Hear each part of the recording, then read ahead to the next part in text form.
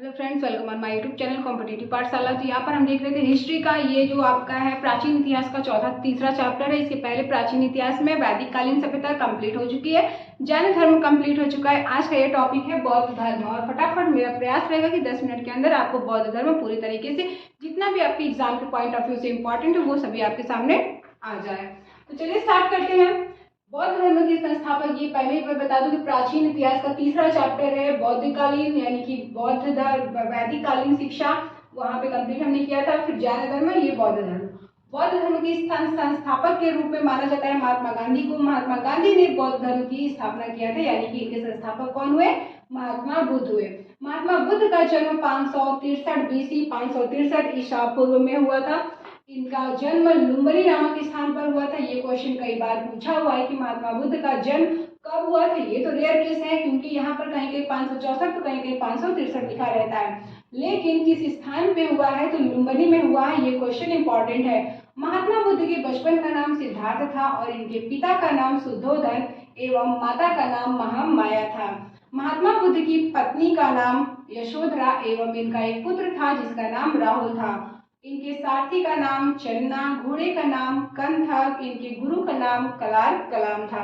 अर्थात महात्मा बुद्ध जो है बौद्ध धर्म के संस्थापक महात्मा बुद्ध थे। इनका जन्म 563 ईसा पूर्व में हुआ था। स्थान पूछे तो लुम्बिनी में हुआ था। इनके बचपन का नाम सिद्धार्थ था और इनकी माता का नाम महामाया एवं पिता का नाम शुद्धोधन था। जो महामाया थी ये शाक्य गणराज्य की कन्या थी एवं शुद्धोधन ये जो है मुखिया थे। उसके बाद इनकी जो पत्नी है इनका नाम यशोधरा, पुत्र का नाम राहुल था।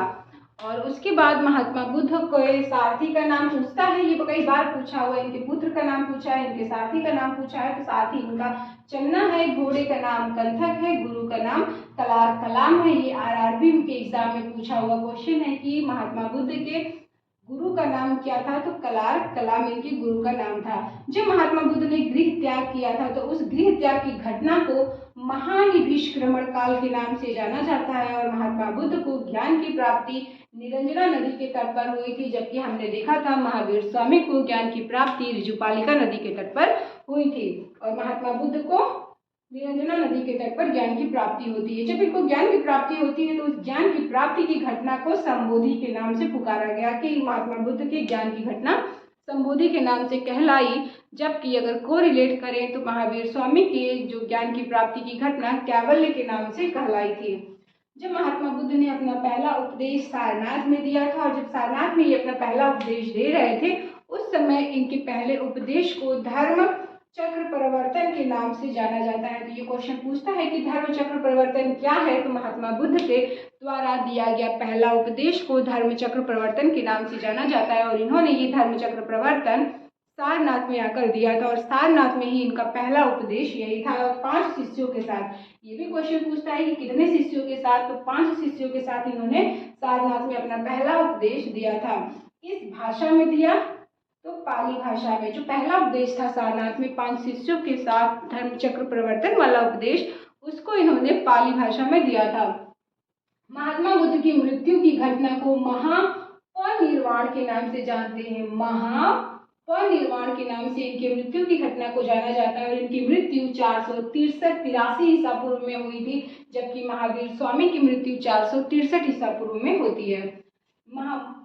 महात्मा बुद्ध को जन्म, मृत्यु तथा ज्ञान की प्राप्ति तीनों एक ही दिन हुआ था, अर्थात बैसाख की पूर्णिमा के दिन।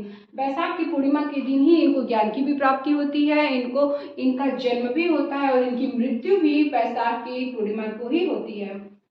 महात्मा बुद्ध यानी कि बौद्ध धर्म की ग्रंथों के संकलन 3 भागों में है। एक है जातक, पिटक और निकाय।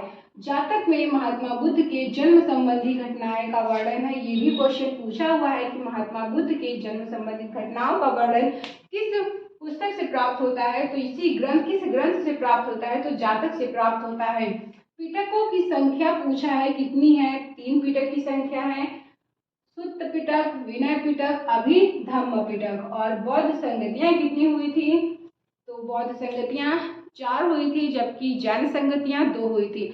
बौद्ध संगतियां वैसे लास्ट में देखा जाए तो 5 हुई थी, लेकिन एक ट्रिक के माध्यम से अगर आप इसको देखें, अका अक रावी पक, ये जो है ये शासक है, ये जो है ये शासक है, यानी कि किस शासक के टाइम में ये बौद्ध संगतियां हुई थी और किस स्थान पर हुई थी, तो ये स्थान है।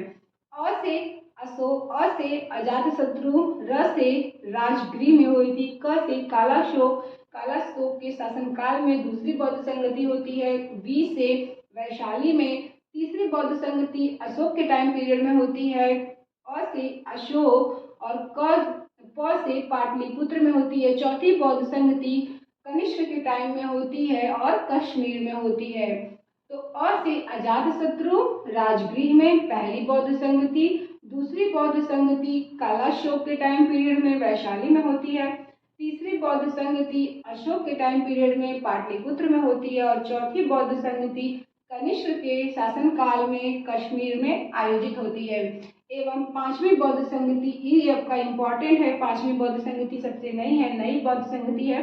ये बौद्ध संगति हर्षवर्धन के शासनकाल में कन्नौज में संपन्न होती है और इस पांचवी बौद्ध संगति का अध्यक्षता वेनसोंग ने किया था।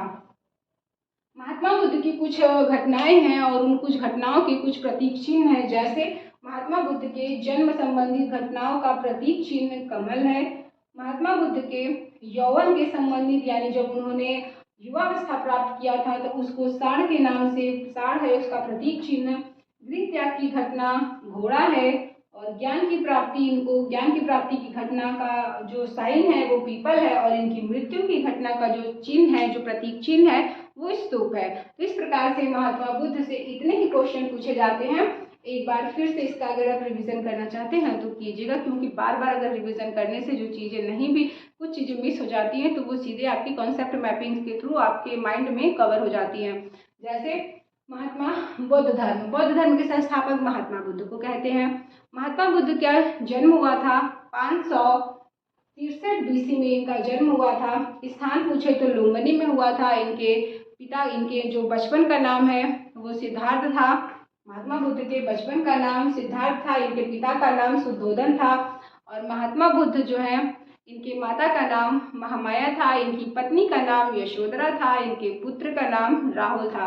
इस प्रकार से महात्मा बुद्ध का ये इतना आपके इनके जीवन से रिलेटेड पूछता है। इनके सारथी का नाम चन्ना था, इनके घोड़े का नाम कंथक था, इनके गुरु का नाम कलार कलाम था। इतने पॉइंट्स इनके यहाँ से पूछे जाते हैं।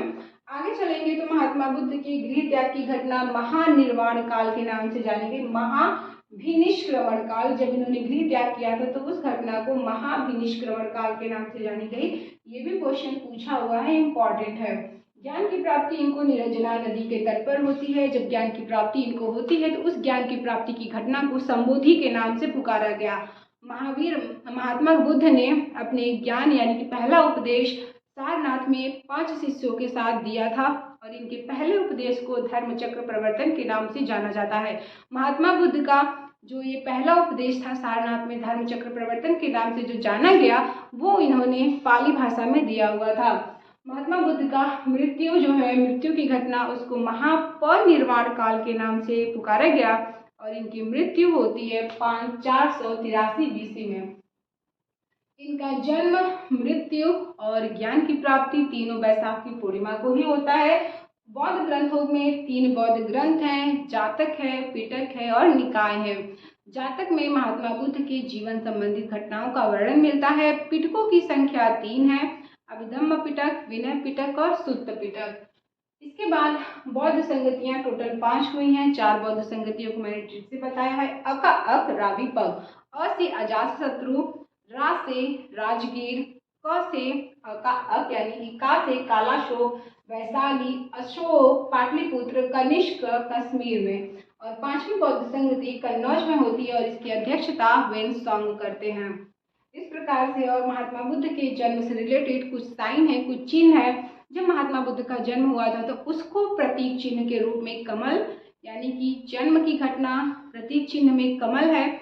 और अगर देखा जाए तो इनके यौवन की घटना को साढ़ के रूप में, जब इनको ज्ञान की प्राप्ति होती है तो उसको पीपल के नाम से, गृह त्याग की घटना घोड़ा के नाम से और मृत्यु को स्तूप के नाम से जाना गया है। तो इस प्रकार से आपका महात्मा बुद्ध का चैप्टर पूरा कंप्लीट हुआ, यानी कि बौद्ध धर्म यहाँ से कंप्लीट हुआ। आपका चौथा जो टॉपिक होगा वो होगा महाजनपद काल। महाजनपद काल मतलब इस महाजनपद काल में हम देखेंगे कि मगध की गद्दी पर सिर्फ और सिर्फ मगध साम्राज्य के बारे में आपके सिलेबस में है, तो मगध की गद्दी पर कितने वंशों ने शासक किया, इसका ट्रिक भी है, क्या है, हसीन मौशूक, सात से इसका ट्रिक है, हर्यक वंश, शिशुनाग वंश, मौर्य वंश, नंद वंश, कर्ण वंश, सातवाहन वंश, और इसी के बीच में सिकंदर महान का भी आगमन होता है, उसके बाद मौर्य साम्राज्य की स्थापना होती है। उन सभी टॉपिक को कवर करते हुए फिर हम प्राचीन इतिहास को कंप्लीट करेंगे। तो यहाँ से बौद्ध धर्म भी कंप्लीट हुआ, जैन धर्म भी कंप्लीट हुआ, वैदिक सभ्यता भी कंप्लीट हुई, आपकी जो सिंधु सभ्यता थी वो भी कंप्लीट हुई। इस तरीके से सारा सिलेबस एकदम चैप्टर वाइज कंप्लीट करते हुए थोड़े ही टाइम में मैं आगे बढ़ रही हूँ। अगर आपको यहाँ पे कोई भी डाउट लगे तो आप प्लीज़ कमेंट बॉक्स में मैसेज करके पूछ सकते हैं कि आपको अगर यहाँ पे कोई चीज़ ना समझ में आया हो तो। हालांकि मैंने थोड़ा फास्ट बता दिया है, फास्ट इसलिए बताया है क्योंकि टाइम कम है और ज़्यादा इधर उधर की बातें करने से बेहतर ये है कि आपको 10 मिनट के अंदर बेहतर कंटेंट प्रोवाइड हो सके। इस वजह से मैं बहुत ही शॉर्ट टाइम में ही सोचती हूँ, कम टाइम में बिना किसी अलग दूसरे टॉपिक पे गए आपका एक टॉपिक कंप्लीट करूँ, इस वजह से मैं थोड़ा फास्ट बताती हूँ। अगर आपको लगे कि नहीं सच में ज़्यादा काफ़ी फास्ट है तो आप वीडियो को स्लो करके थोड़ा इसकी स्पीड को कम करके भी देख सकते हैं। तो नेक्स्ट टॉपिक के लिए मिलते हैं नेक्स्ट क्लास में, तब तक के लिए जय हिंद।